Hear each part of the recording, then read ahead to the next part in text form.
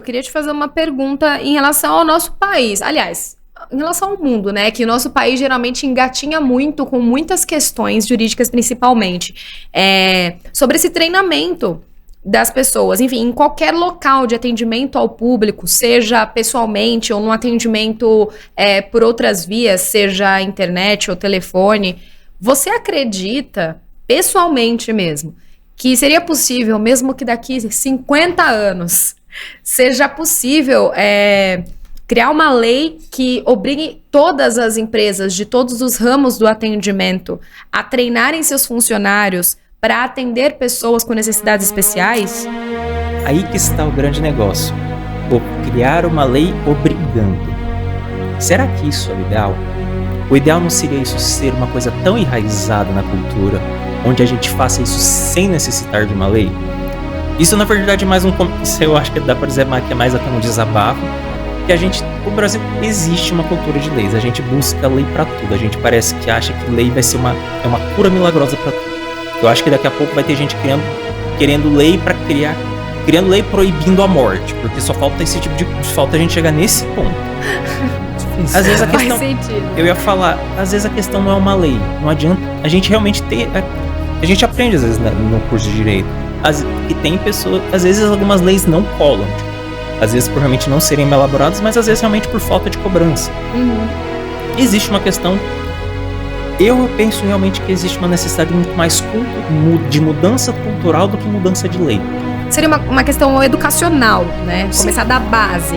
Eu não falo nem de base educacional, mas base até familiar mesmo. Isso é uma coisa que temos que aprender. Né? Sim. Mas a questão da adaptação, às vezes a gente não precisaria tudo estar adaptado, porque é aquilo. Como que eu posso vamos dizer, é uma forma de massa crítica. Quando você chega em certa quantidade de pessoas que já tem consciência sobre aquilo, que já tem um preparo, as coisas já começam a própria visão sobre aquilo já muda.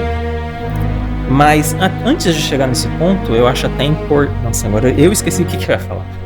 Pode continuar perguntando. Você estava falando em relação a uma base cultural, familiar, para que essas pessoas, enfim, reivindiquem eu lembrei essa... Eu pessoalmente acho que o ideal atualmente não seria nem a conscientização, às vezes, dessas áreas na parte às vezes, do comércio. Uma coisa interessante é fazer as pessoas procurarem cursos mesmo, não é nem cursos, profissões nessa área. Eu vou dar o exemplo no Paraná, por exemplo, que eu não sei como está atualmente, mas até uns anos atrás, o único lugar onde você tinha um curso de terapia ocupacional presencial era em Curitiba. Daí você pensa, eu moro numa cidade de 400 mil habitantes, onde falta profissional. Um profissional da área de terapia ocupacional, TOs, psiquiatras que trabalham relacionados a isso, recebem muito dinheiro pela falta de profissionais. E mesmo com eles recebendo bem, ainda tem muita gente que não consegue profissional. A gente tem uma clínica do autismo do município na cidade que tem uma fila de espera de 400 crianças, quase 500. Como falta. Sim. E realmente é falta de profissional. Simplesmente não abre o concurso e não tem procura.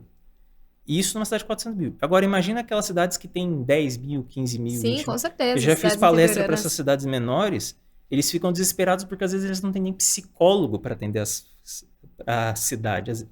Realmente, a cidade, às vezes o município não consegue contratar um psicólogo para atender os colégios deles. Então, se eles não conseguem atender a população como um todo, como que a gente pode cobrar eles para conseguir atender uma pessoa com uma necessidade especial? Se a população nem se a população como um todo tem esse acesso. Precisa melhorar muito isso, né?